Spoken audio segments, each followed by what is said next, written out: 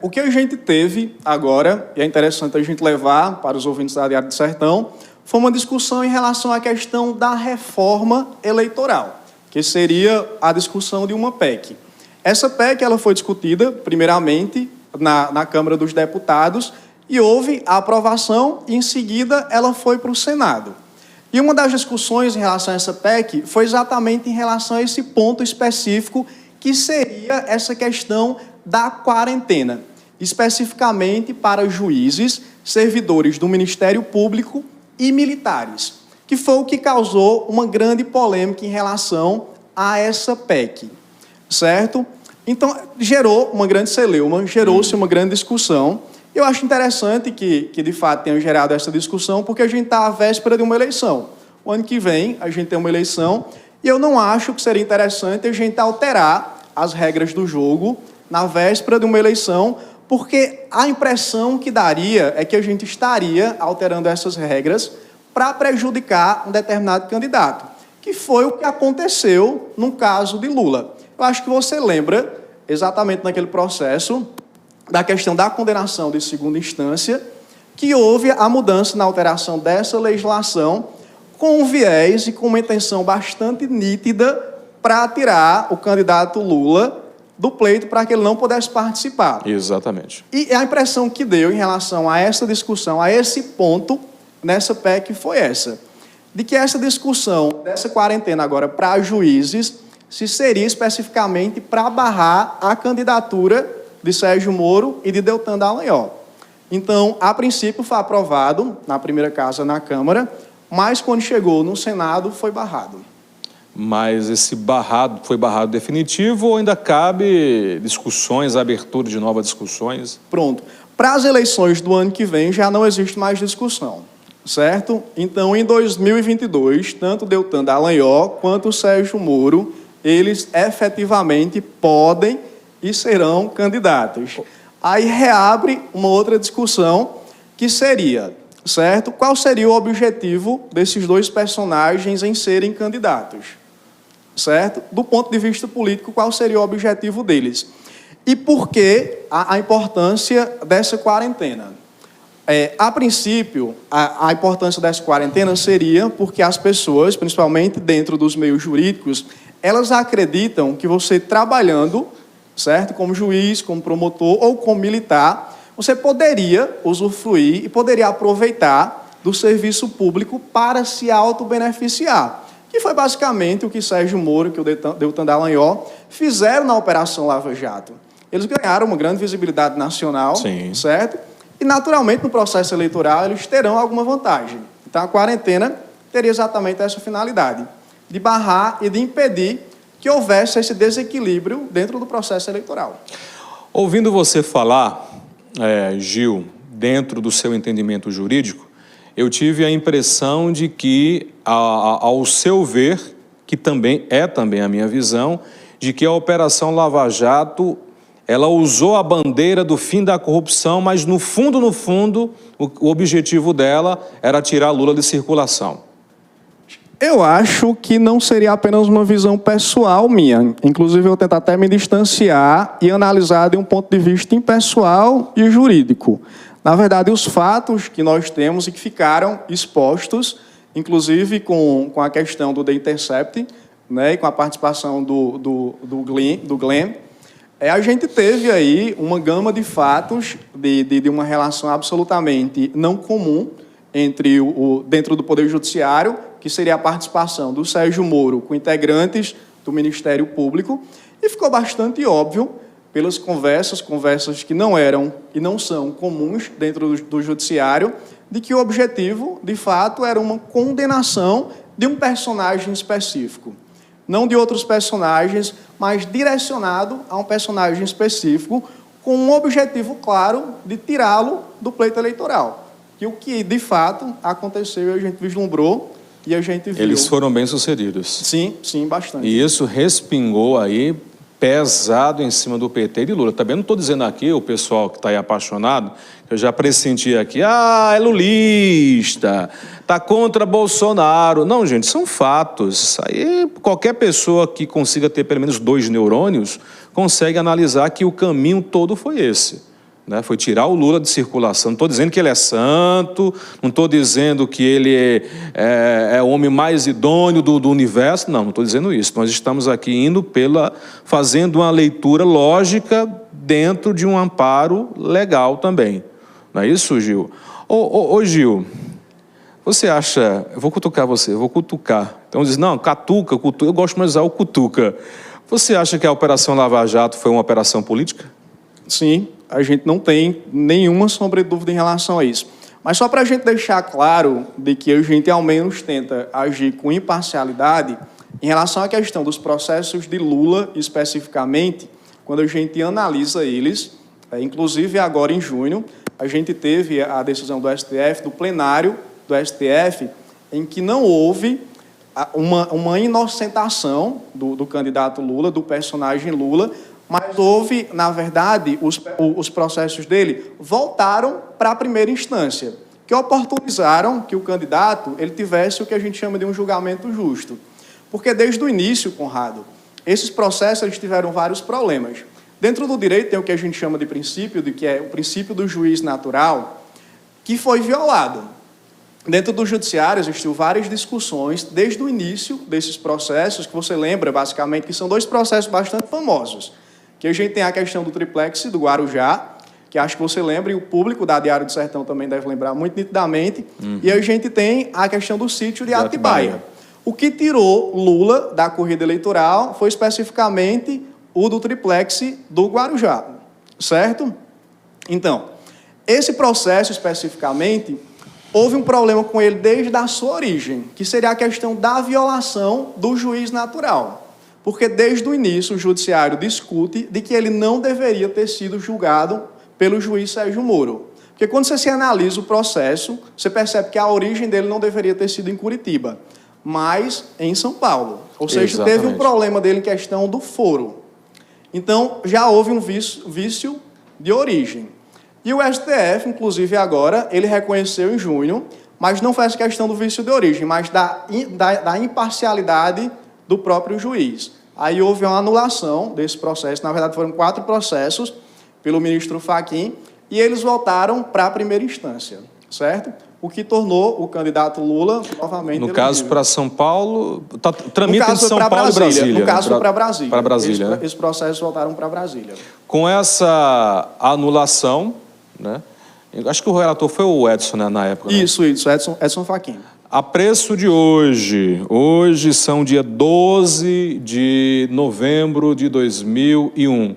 Se Lula quiser ser candidato agora a algum cargo político, ele está apto? Não existe nenhum empecilho legal que impeça o cidadão Luiz Inácio Lula da Silva de concorrer a nenhum cargo público.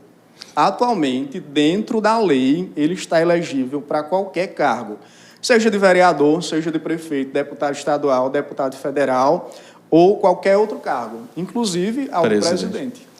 Esses processos estão agora em Brasília. Foram remetidos para Brasília, exatamente, para a primeira instância, para que ele tenha a oportunidade de ser julgado por um juiz imparcial. Estando lá em Brasília, ainda há risco de hoje, até o registro da candidatura dele, esse processo vir à tona ser julgado e houver uma condenação que enquadre o Lula na ficha limpa? De existir, existe. Pelo meu conhecimento jurídico e pela minha atuação como profissional da área do direito, eu acredito que não. E esse é o entendimento consolidado pelos meus outros colegas da área jurídica. Porque a gente sabe que existe todo um trâmite e os processos do nosso país, inclusive o judiciário brasileiro, ele é muito conhecido pela falta de celeridade, que inclusive essa foi uma outra característica bastante destoante de todo o processo judiciário brasileiro, que foi os processos de Lula, que existia uma celeridade absolutamente destoante de todos os outros processos, certo? Então, nesses processos específicos, a gente acredita que não existe a possibilidade de serem julgados principalmente em segunda instância, até o pleito do próximo ano. Tem um prazo para isso que comprometa ele? Vamos supor que, de repente, esse pessoal resolva desengavetar por algum tipo de interesse aí e tal. Tem um prazo, tipo assim, ó, se de repente eles tirarem da gaveta isso e começar a ir aos fins de fato da história, tem um prazo em que isso não possa atingir Lula?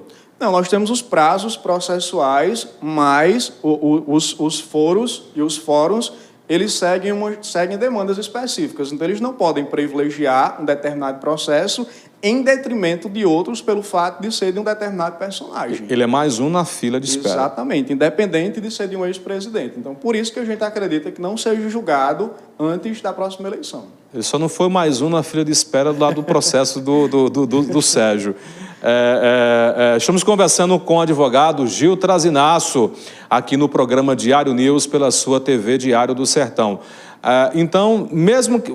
Vou insistir mais um ainda. Suposições, gente, suposições. No Brasil tudo é possível. Vamos supor que, de repente, desgavete esse processo e haja uma condenação para Lula. Seria uma condenação ainda de primeira instância? Ou ele precisaria de uma outra instância para que ele fique inelegível? Para que não apenas Lula, mas que qualquer um outro candidato se torne inelegível nessas circunstâncias nas quais você está colocando, haveria a necessidade de uma condenação em segunda instância. No caso, o processo ainda está tramitando em primeira instância, aí teríamos que ter a condenação em primeira instância, aí ele seria remetido para a segunda instância, teríamos que ter o julgamento em segunda instância, certo? Aí depois do julgamento em segunda instância, aí que ele estaria inelegível. Pela morosidade da justiça, isso pode levar tempo. Exatamente, a gente não acredita que isso seja viável ou possível, principalmente com a fiscalização e com os olhares atentos que estão voltados para esse processo hoje. Gil, eu fico em casa, às vezes, lendo algumas notícias, tentando entender essa situação toda, e eu me lembro claramente daquela campanha em rede nacional, principalmente da Rede Globo, que parecia todo mundo foi, prisão, noticiário de meia hora falando sobre o caso, foi lá, aquela audiência com Lula lá no aeroporto, prisão, foi feita aquela coisa e parece assim, caramba, o Brasil agora vai mudar, fim da corrupção. Estava lá o Sérgio Moro, o Deltan Dallagnol e outros, olha, acusado disso, tal, e de repente a gente vê hoje tudo isso sendo anulado. Aí eu me pergunto, eu vou confiar em quem hoje? Tudo isso que aconteceu, todo esse, eu vou usar um termo meu no momento, todo esse exagero, todo esses fogos de artifício, todo esse teatro, para nada. Sérgio Moro e o Deltan vai ficar de bem com a vida depois disso tudo que eles fizeram? Inclusive, eu era uma das pessoas que no início acreditava na Lava Jato. E acredito que você também. Sim, antes de começar a perceber as perseguições pontuais, eu era uma das pessoas que acreditava na Lava Jato. Aí começaram a acontecer os casos absurdos, como a questão que você acabou de pontuar, da condução coercitiva do ex-presidente. Que aquilo foi um absurdo, que qualquer advogado, qualquer pessoa que trabalha no meio judiciário sabe que aquilo é uma aberração. A justiça a sério. Que é uma aberração jurídica. Aquilo não existe de forma nenhuma. Aquilo, de fato, foi um circo, certo? A questão do próprio grampo ilegal da ex-presidenta Dilma Rousseff. Absurdo aquilo. Aquilo em qualquer outro país sério, o ex-ministro Sérgio Moro estaria hoje preso, certo? Aqui, uma ex-presidente ser grampeada, certo? Aquilo, por um juiz de um... Pois é, de um juiz de primeira instância. Aquilo foi de uma imoralidade, coisa de um coisa que seria só de competência do Supremo Tribunal. Exatamente, né? Exatamente. Você vê que não deu em absolutamente nada. Então, a princípio, a gente acreditava na Lava Jato e a gente torcia que a Lava Jato desse certo. E o que a gente percebeu é que foi uma reprodução piorada do que aconteceu na Itália, com a operação que teve lá, que foi mal sucedida, só que a nossa, infelizmente, foi pior ainda, né? E o que está acontecendo com o Deltan Dallagnol e com o Sérgio Moro é uma espécie de medo. Eles estão com medo de sofrer as consequências, certo? E eles estão buscando o meio político, porque eles sabem como que funciona o Brasil. Exatamente, estão buscando o foro privilegiado. Tanto é que o ex-ministro Sérgio Moro, ele muito provavelmente ele não vai ser candidato a presidente da República porque ele sabe que ele iria perder. Então ele vai ser candidato a deputado ou senador porque tem uma chance maior de ganhar e tem uma chance maior de ter o famoso foro privilegiado. Que, querendo ou não, a gente sabe que é uma oportunidade que as pessoas têm de ter os seus processos aí não julgados eternamente. Aqui na Paraíba, inclusive, a gente tem alguns casos históricos, né, de pessoas que faleceram e não foram julgadas exatamente se utilizando do foro privilegiado. É absurdo. Eu digo mais uma vez, gente, não é porque o Gil ou o Conrado que está aqui, eu nem sei em quem o Gil vai votar, nem perguntei ao Gil. Nós não estamos aqui dizendo que, repito, que Lula é santinho, que a galerazinha não fez nada, que não teve escândalo. Nós não estamos entrando nessa seara, mas nós estamos tentando mostrar a você os caminhos juridicamente corretos que deveriam ter sido seguidos para que acontecesse uma investigação e futuramente uma condenação justa e coerente do ex-presidente Luiz Inácio Lula da Silva. Ô Gil, a Associação de Juízes para a Democracia, a AJD, ela escreveu em nota o seguinte: Moro e Dallagnol nunca atuaram contra a corrupção. Ao contrário, utilizaram o sistema de justiça para obstaculizar um projeto político popular e nacionalista, resultando em eleições parciais, já que afastado o candidato com maiores intenções de voto em 2018, diz a nota. E acrescenta também a AJD.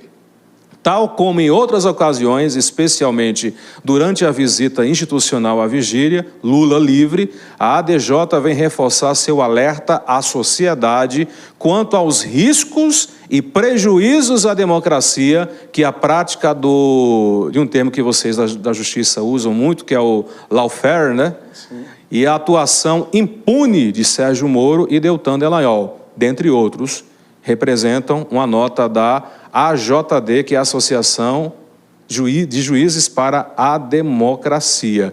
É bem isso mesmo, né? O Gil. Para quem não entende ainda esse termo em inglês, o que é o lawfare? Só fazendo uma pequena regressão em relação Sim. à questão do próprio Sérgio Moro, é absolutamente inviável e incompatível, e a gente não consegue assimilar, e acho que nenhum outro país consegue ver com bons olhos, um juiz tirar de uma disputa eleitoral um candidato, o candidato mais bem visto dentro das pesquisas, tirar da disputa eleitoral um juiz e logo em seguida o candidato que estava em segundo lugar se eleger e esse juiz ele ser ministro desse candidato, ser ministro da Justiça. Mas parece que o povo não percebe isso, né? É escrachado, a imoralidade. É muito óbvio, quase que não faz, quase que eles sequer se preocupam em camuflar. É absolutamente óbvio. É absolutamente óbvio. Eles não escondem de forma nenhuma. É muito nítido de que, de fato, foi muito planejado, certo? Eles não escondem de forma nenhuma.